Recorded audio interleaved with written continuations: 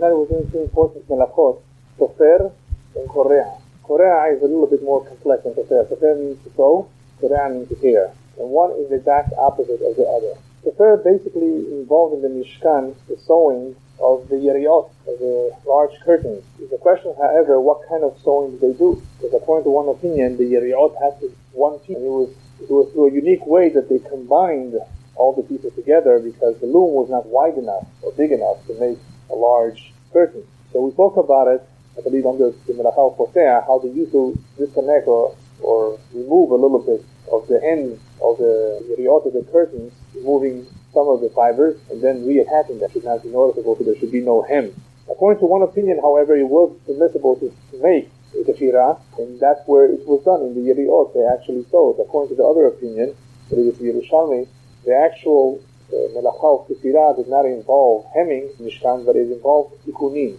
Anytime that there was something to fix, what would go wrong? So one example brought down is that there would be a worm that would eat away at the curtain or whatever, and it would leave a hole. So in order to patch it up, the best way to do a good patch that would not be noticeable of the patch was to further enlarge the hole and then sew it up. By further enlarging it, was to make it in a shape that it would not be as noticeable. So the melechet atefirah, this sewing process involved, according to one opinion, repairs, according to others, it involved real sewing of hems or attaching of curtains. Because that's what's involved in tefirah. In tefirah, in reality, what we're doing is attaching two separate things together.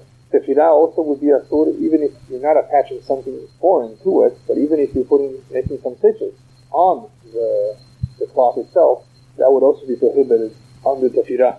This melacha, the rabbis tell us, does not only apply to cloth, as we know it, the regular standard type of sewing. It also can apply to other items as well, to paper, and it can apply to wood. For example, anybody who has ever seen the production of plywood, how is plywood made? That they attach or they glue, right? Thin pieces of wood on top of another. So what do you have here? You have here hadbakat etzim. You have here the attachment of wood, not cloth, not even through string, not even through thread, but through glue.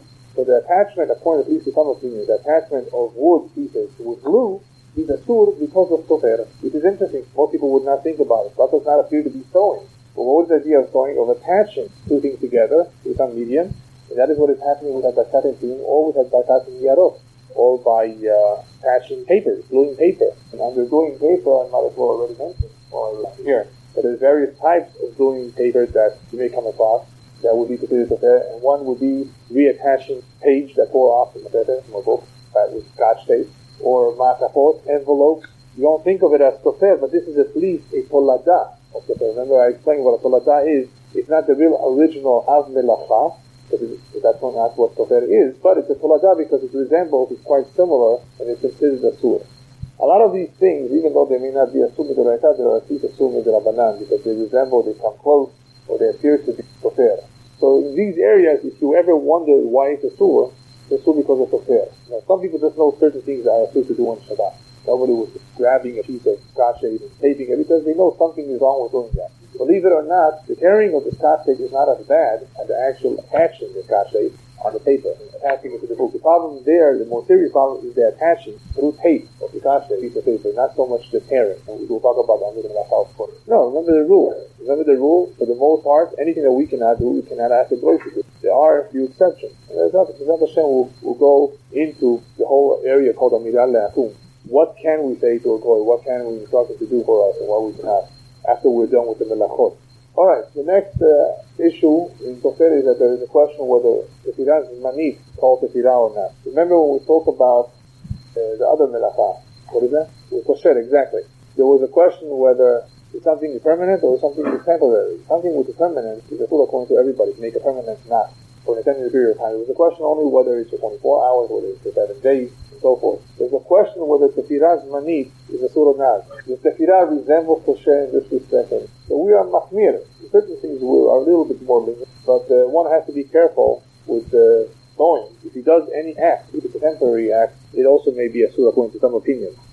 Alright, I wrote down a few examples here of tofer. One is hikulim, katorim. These are examples where there are no problems whatsoever. Hikulim are diapers. Even though with diapers you have something that attaches or closes or seals, right, the diaper, perfectly fine. And the reason for that is because they involve katorim. Katorim are buttons. Even though with a button, by way of a button, you are attaching two things together, it's perfectly fine. That's the derech shmusho. That is the way that it's done. And it happens to be also a temporary attachment and a permanent. So there's no problem with buttons, right? Whatsoever, even though it appears to be a sort or a type of an attachment, it's definitely not a permanent attachment, and that is the derech shmusho. That is the way you do it. And the same is true with Velcro. Right? Somebody wanted to know what the halakha about Velcro. There's no problem with Velcro, right? I'm going to get to that. There's no problem with Velcro because it's a temporary attachment. It's not a real attachment. Velcro is, you know those garments that instead of tying them, you put the two ends together and they stick. It's like they have a little bit of a finish at the end. It's a new thing that they came out, I don't know, the past 20, 30 years or whatever. So we have to address it, right? Or under what category does this come under? So it may appear as a form of prefer, but it's definitely not a tool. It's permissible. It's not a real attachment. The next example I put down is the kat bitachon, safety pin. A safety pin is a little trickier. The safety pin, people put safety pins for a variety of reasons places to hold something together, right? And that holding together could be for an extended period of time. So there's a question in halakha to discuss it, whether the kat bitachon is something that is permissible or not. In the end, everybody agrees that it's always best to just make the least hole as possible. Certainly, just as the least possible hole when you're using the safety. We hold by the opinion that it's permissible to use, let's say, a button fell off and you want to hold your dress together, a pan or a hem, anything, right? No, that's not carrying because that is becoming like a button. Follow me? As far as carrying, there's no problem if it has a purpose that is necessary for that, for you to be able to wear whatever you're wearing, whether it's for the hand, whether it's to hold it together. Right? There is a question about it, but that is the more lenient opinion, and we go by the lenient opinion. As long as you do it for temporary, you don't intend it to remain there for the whole year. Because remember, there's a question of whether this resembles kesher or not. If something is for permanent use, if it's going to cause a problem, like a kesher. So if we put it there just temporary, we are lenient. Apparently, based on this, it may be usable. Right? I gave you the more standard examples that are for sure okay. If it's going to be temporary, you need it. Right, it will be okay. There are various opinions with it, but we follow the more lenient opinion as long as it's temporary. The same is true with the rochsan. Anybody knows what a rochsan is? Yeah, of course. A zipper. A rich rat. That's the word pre-1948. I don't know when they came up with that word. Rochsan, rich rat, zippers. When is there an issue with zippers? Sometimes you have a raincoat, and you have raincoats that have lining inside that you stick in. You zip it up. It's okay. It's not a problem. This is not called prefer. It's not called sewing because this is not the way we sew two. They're not really being combined. It's not a real combination. Two separates together. It can always be undone, zipped back up. So these are examples of permissible uses that would, even though they may appear like prefer, but they're not considered good. Yeah. If you didn't get around by mistake or because you didn't have time, that's okay. As long as you did not intend it to be there for long. Right? For more than the intention is important. Okay, niyar devek, b'krichat or b'krichat asparim. Sometimes you have a tape that's on a book, on the binding of a book, falling off. You can't reattach it. You can't fix it because that's a form of prefer. The binding of books with tape, or even fixing it, it's coming off, is a sur on Shabbat, be part of prefer. And this one I thought was interesting. Sometimes you have nothing to do on a Shabbat after, right? It should be what to do. If you have nothing to do, just go to sleep. But you decide, well, you have hundreds of pictures that you haven't put in an album, right? Isn't that a good time to take care of the pictures? Well, you could put pictures in an album as long as it's not those albums where it sticks to the page. That would be a form of prefer. No. You know how you put a picture on the page? It's a very sticky page, and it sticks on, and it's made to stay there forever, hopefully. Those albums you cannot do for Shabbat. No, once you open up that sheet of plastic, the page is sticky. Sure. Right. Yes, for those sticky pages you can't use on Shabbat. Same principle of sticking. Remember the idea of sticking similar to Tofer, and that is why it would be a sin on Shabbat. Band-aids, no problem even though it sticks to the skin. There's a question if there's any tefirah on the skin, if somebody needs stitches. So if at all possible, just use a goy for something. Because it's questionable whether tefirah, sewing, applies to one, applies to garments and so forth, but does it apply to the skin? There's a question. Exactly like a butterfly band-aid. Excellent example. Right? Because what does the butterfly band-aid do? It attaches the two sides of the cut together so it should heal faster. There's a question about that. Use a goy for something like that. Yeah. That's next. That's called korea. Right? Tearing. Yeah, there's no problem with sticking the band-aid on the wound. Yeah, that's another problem. That's another issue. Right now we're talking about stitching, sewing. Obviously it's serious. You can do it. Yeah, sure. It's a major emergency. Yes, definitely. Yeah, we spoke about that taking it off would be a problem because you're tearing the hair. Yeah, that's a separate issue. So there are ways to remove the band-aid without tearing it. Okay, I think we can go on to the next one. It's a more technical one, and I hope we're able to cover all of it. Quite a few details here. Korea, tearing. Tearing is the opposite of sewing. And the rule is, usually whatever is a store, wherever you have sofer, wherever sofer applies, Korea usually applies. You can't just tear things. But some things you're allowed to tear. So there is a machloket. The Korea, first of all, where would Korea be? Korea was the extension of sofer. As I explained before, they would tear the hole a little bit bigger in order to sew it back together. So they would be reattaching or fixing. So before they would do that, they would sometimes make the hole a little bit larger. That is what you would do Korea in the Shtan. They wouldn't just start tearing it apart. But there's a machloket, if the Korea that's asur midoraita, that's prohibited by the Torah, is only on condition that you're about to fix and to repair, to sew, or does it also include anytime you tear something, something comes out of that. You've accomplished, you've made something. Sometimes when you tear something, there's quite a few examples, you have to do something, like a vessel of the sword. Right, we'll see. So is that also called Korea? Is that also a problem? Or is it only when you're going to be sewing afterwards? Either way, at least assuming that we are mahmir, and we don't just tear for any. There is, however, one type of Korea that is not so problematic. That is called bederech kilkul. And these are important concepts that if you understand them, we will be able to apply them to the various items that we have on Shabbat, whether we can tear them. The next concept is Korea bederech kilkul is mutar. If you tear something but you are destroying it as you're tearing it, why lichluch? Dirty. Yeah, in a sense. Yeah, derech lichluch. Right. You're not really you're not really washing it or bleaching it, you are making it dirty, even though it's coming in contact with water. Right? So here is the derech kilkul. There's no isur midoraita. If you imagine, I wrote, I think, an example here, the opposite when it comes to it. If you stump on wood, break pieces of wood, big pieces, there's no isur midoraita, it's not a melacha. Why can't we do it? Because it's called ovda dechod.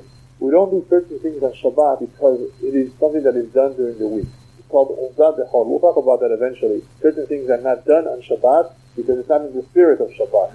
It's something that is done during the week. Right. It's only with the Rabbanah. So there's no isur to break up pieces of wood, to chop wood. With your feet. To grind the wood, of course, would be grinding. To chop it up in small pieces. To chop up big pieces, there wouldn't be really a isur d'oraita. So that is the form of derech kilkul too. And the same thing with lo kavanah. That's another important concept that eventually we'll cover more in depth. And that is something that you don't do intention. You may come to do it. For example, we gave the example of walking on grass. You don't intend to tear the grass. It may happen. It will not happen for sure. But if it does happen, it's v'li kavanah. Permissible. So if something tears, v'li kavanah, let's say you got a whole bunch of weed or suit, some poison ivy, I don't know, something got stuck to your suit, and you want to remove it. And in the process of removing it, you might tear a little bit your shirt. It's okay, because it's v'li kavanah. So that form of Korea, of tearing, v'li kavanah, is permissible, or bederech kilkul. And we will see examples later on, but it's important to know the context. Kilkul means to destroy, to ruin something. Another kriyah is important to know is the ma'achalim, food. We hold that there is no tearing of the food item. You can tear a piece of pie, that's not called tearing. And some say that there is no tearing in paper or plastic, but we don't go by that thing. We are more strict. But tearing applies to except for food items. It can apply to any other material too. And this is important because we'll have to know what to do with toilet paper that was not cut before Shabbat, with paper. Yeah, right. We're going to get to that, right? So far we've seen some concepts, we haven't seen all of them.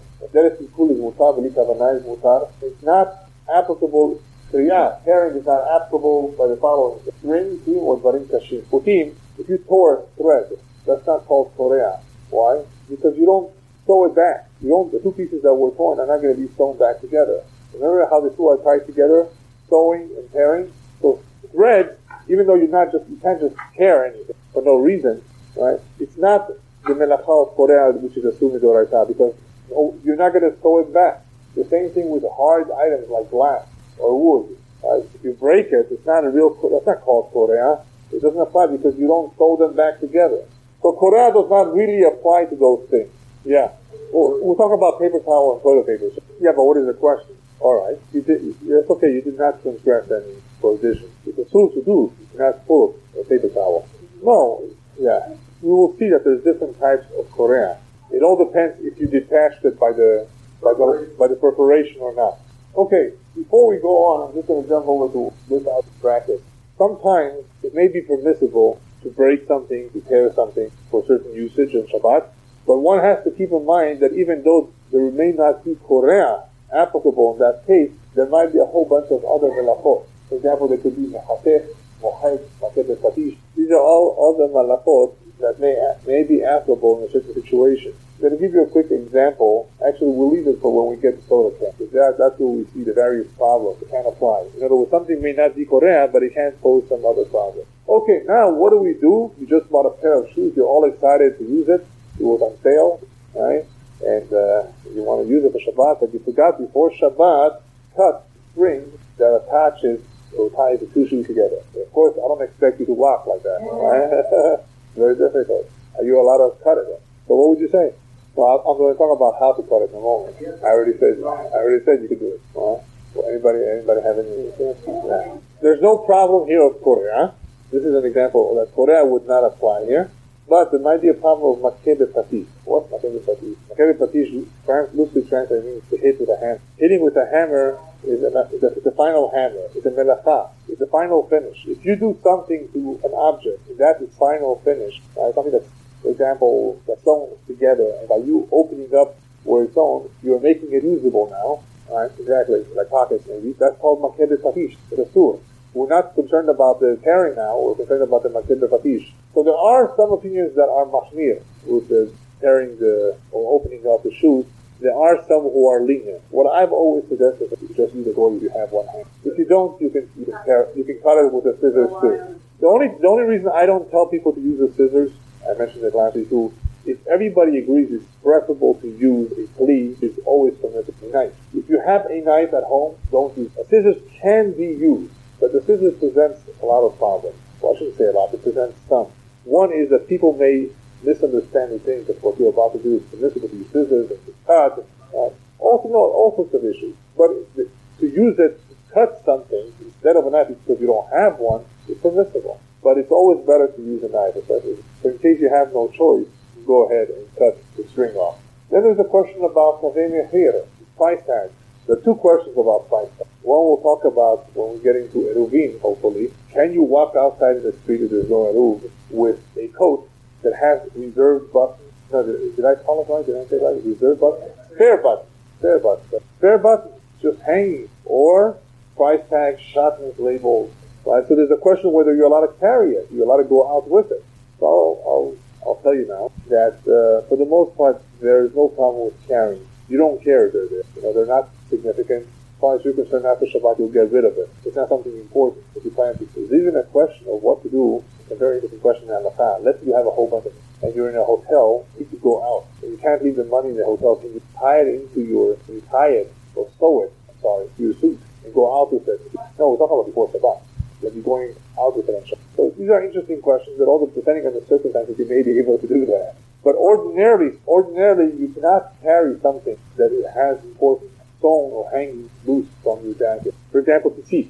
Men need to check the tzitzit before Shabbat because if one of them is sewn, you cannot wear the whole tzitzit on Shabbat.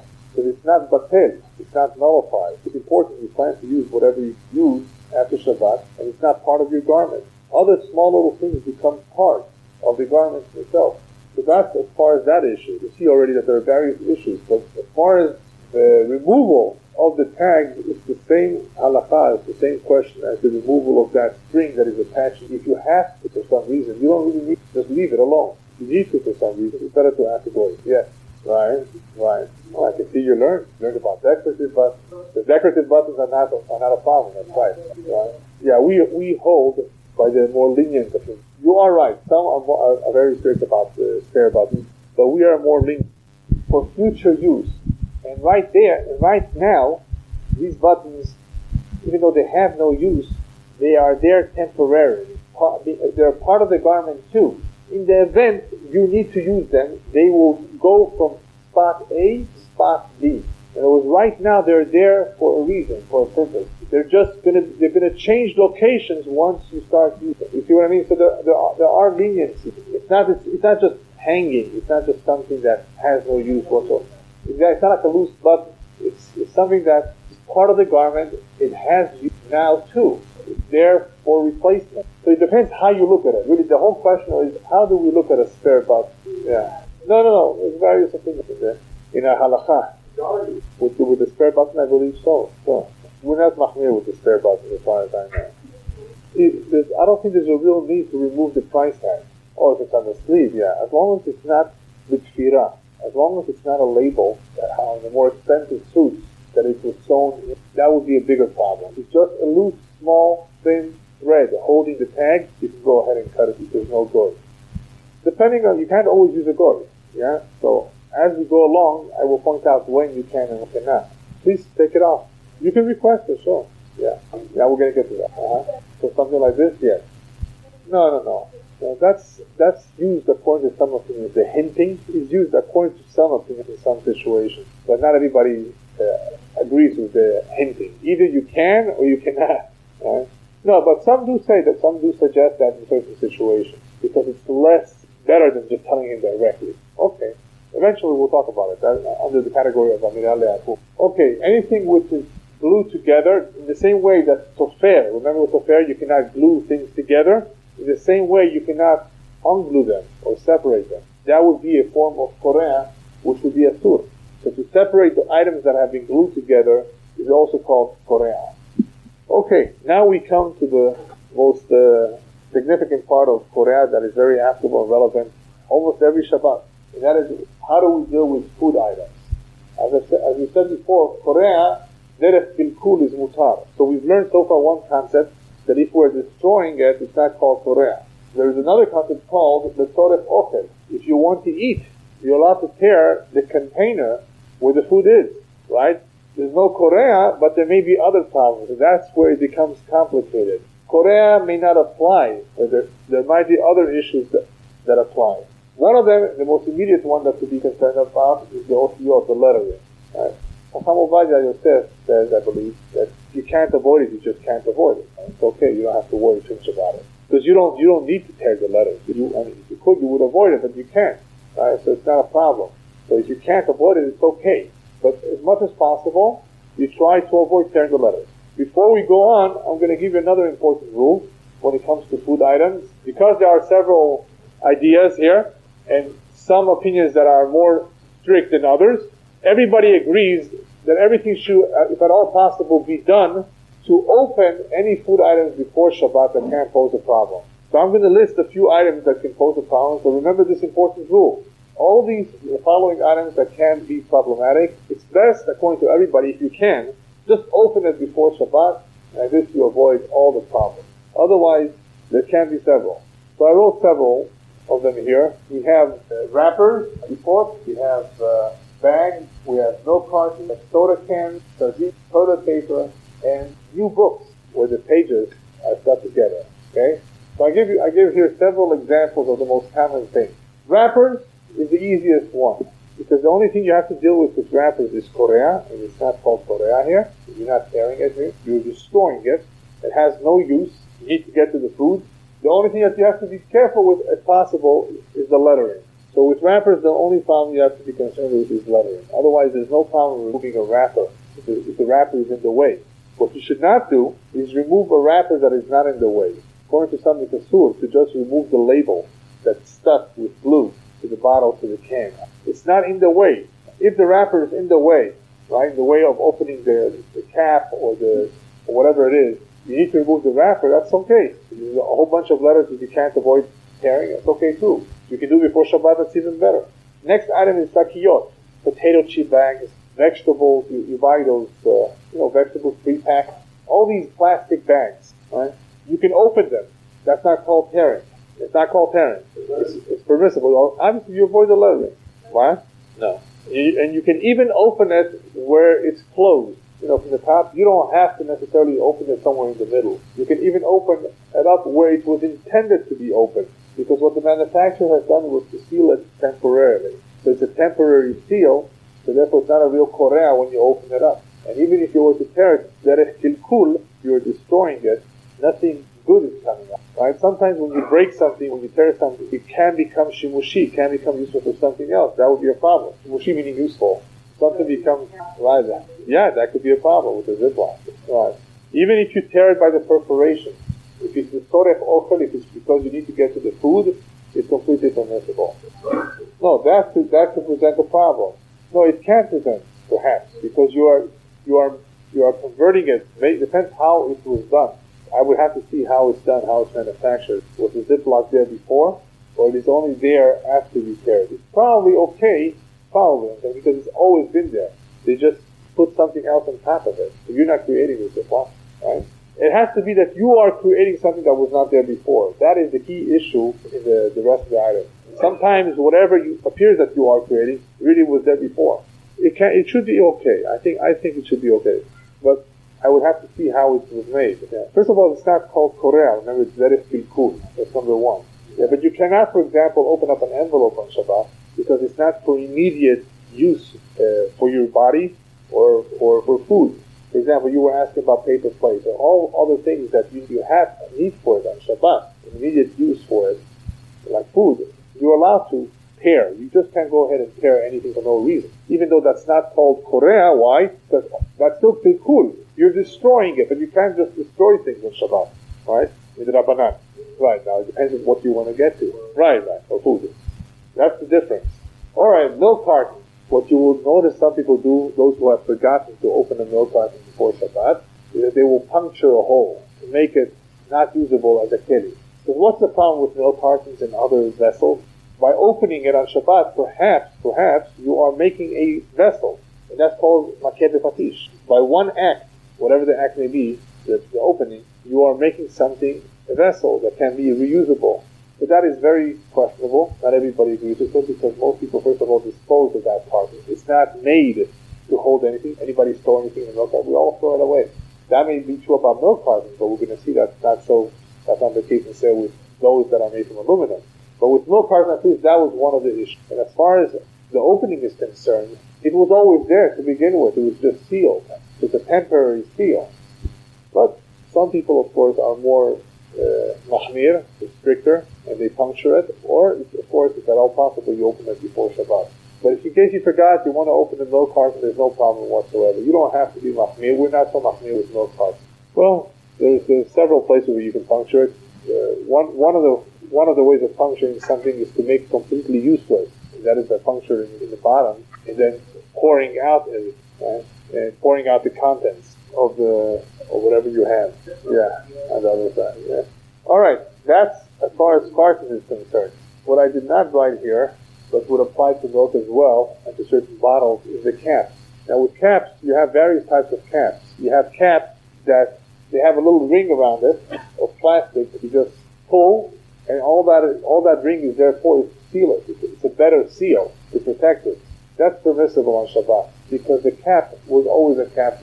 That's not necessarily so with the bottle caps where they leave a ring. You know, when you break it and it leaves behind a ring, right?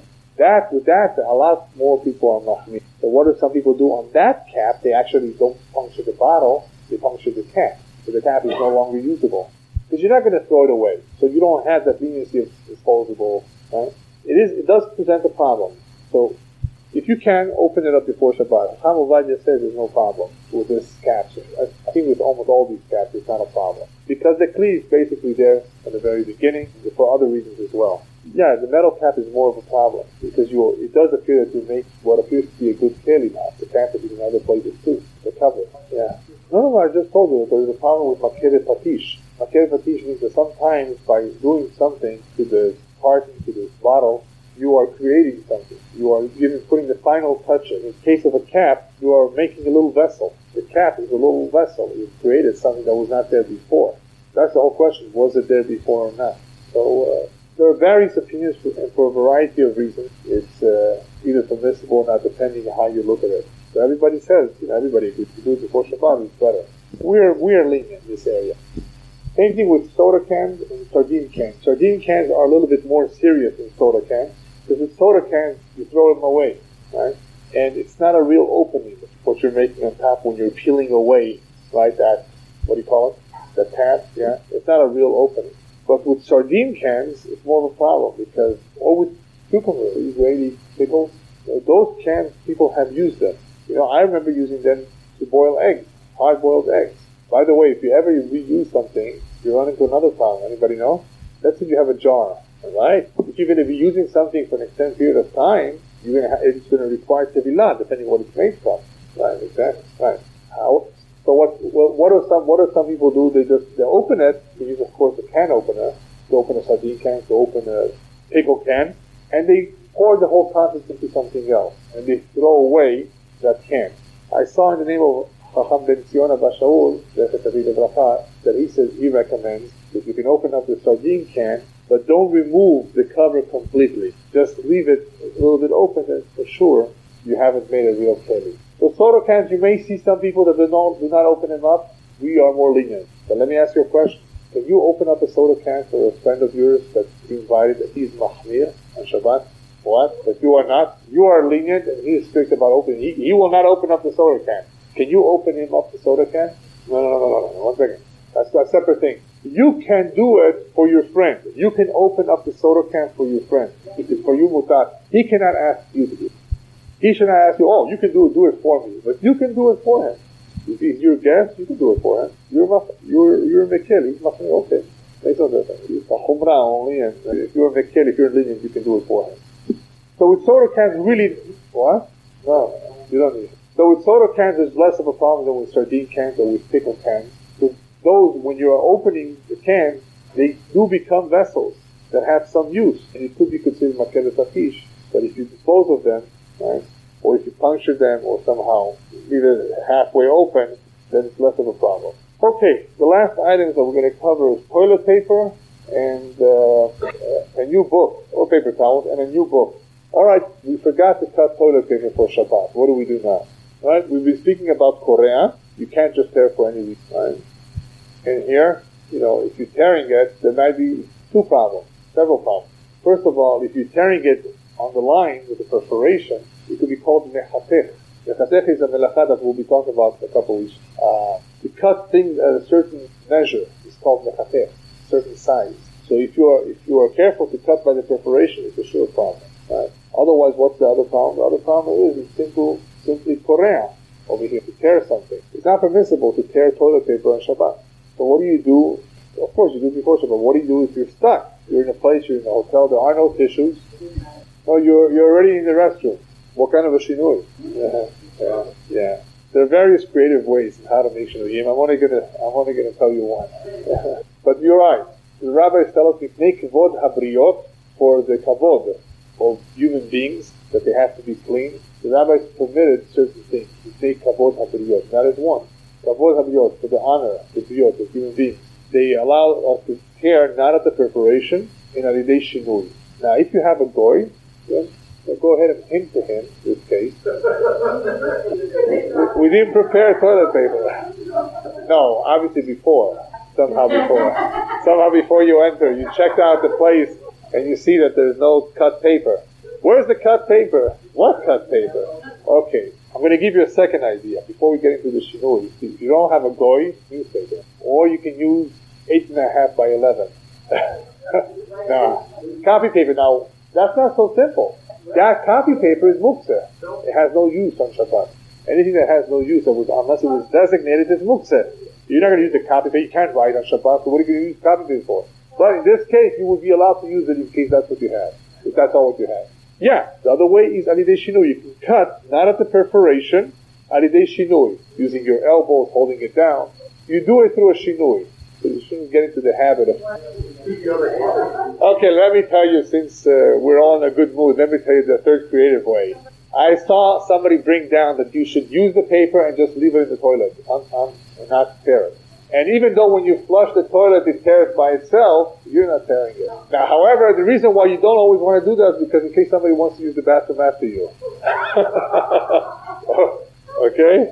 So, yeah, that's one of the things you want to check. Anyway, the best thing is just buy tissues and don't rely on toilet paper. Use tissues for Shabbat. That's the best thing. If you have tissue boxes, huh?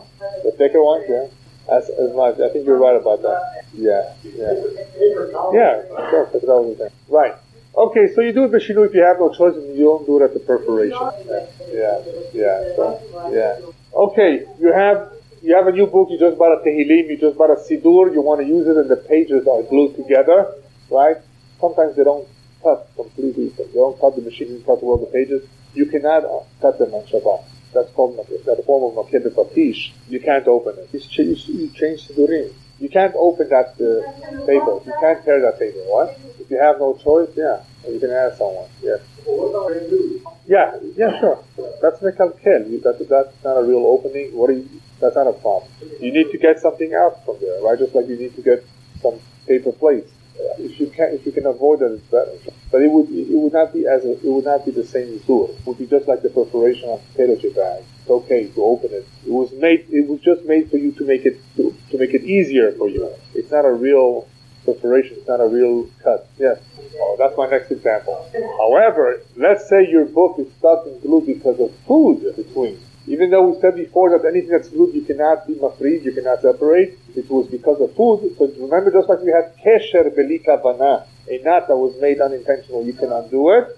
Same thing with korea, right? Or removing 2 pages, separating the 2 pages where there might be some food stuff that was spilled, they're unintentional. You can't open it up. Just remember to be careful with the lettering, because that can always be a problem with books, with paper. Yes. Right.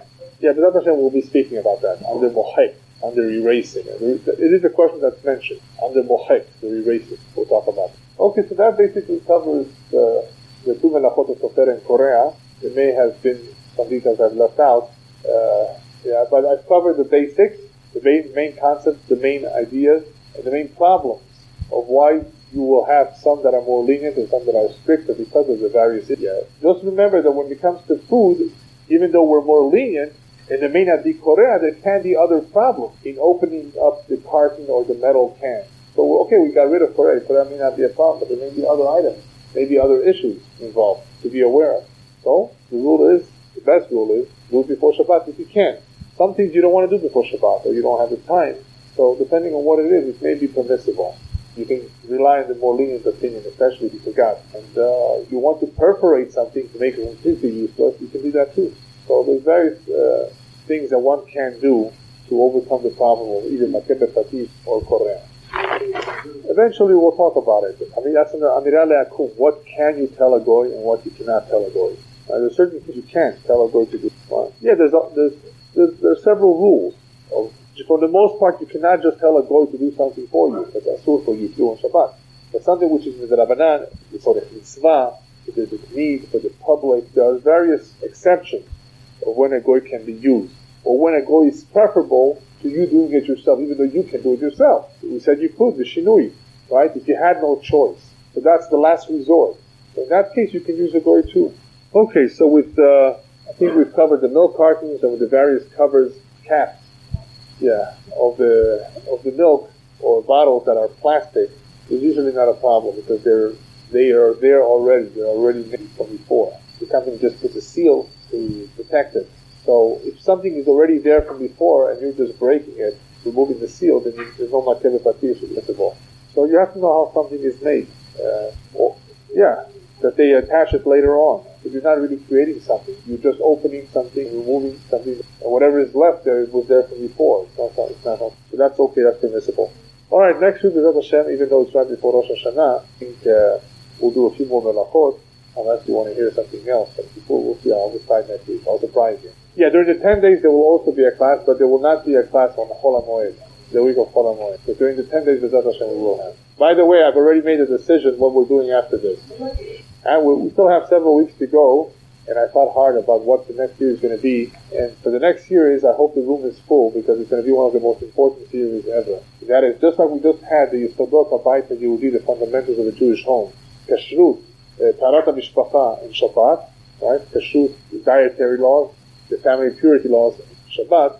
The next series, which will last 4 to 5 months, will be Yesodot HaEmunah, the fundamentals of faith, and it will include the 13 pillars, or 13 fundamentals of the faith, which will also include Emunah and Bitachon, Mazal, Bechira Chofshit, free will, Hashgacha Pratit, divine providence.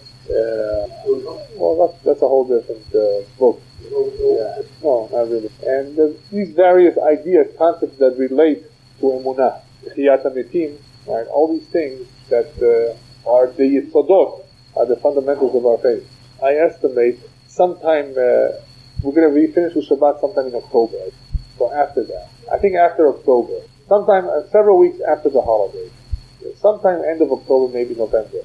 So that's going to be an important series with Hashem. Okay. I hope so. I don't know. No, we should be able to start on time.